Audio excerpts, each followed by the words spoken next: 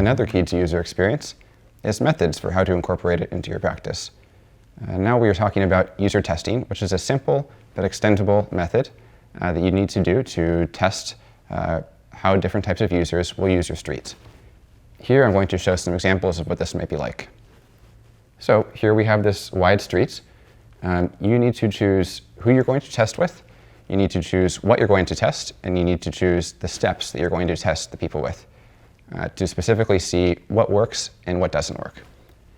So on this wide street, what may be interesting is looking at how people cross a street.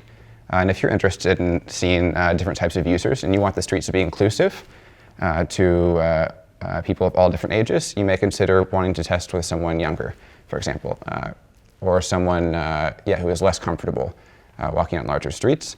You can give them something very simple, just asking them to cross a street during a busy time and see what they experience, see how they respond to the task in the different conditions. And from there, you'll be able to see what is successful and what is not. We'll take you through another example. Here's an example of a bike lane that someone's made. What you want to do, again, you've chosen a specific location. You want to choose specific people to test with. And likely you want to think about how inclusive the bike lane can be, who are the different types of people that are using it, and for what purposes. So think also about these different purposes. This is the last part.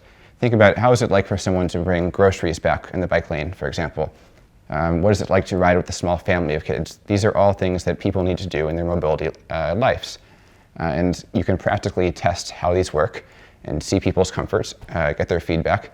Of course, safely, it needs to be done safely. That's very important. On the street here. So you can try this out and see how it goes. And you can really learn a lot about streets and about existing infrastructure through this very, very simple but very important, effective method.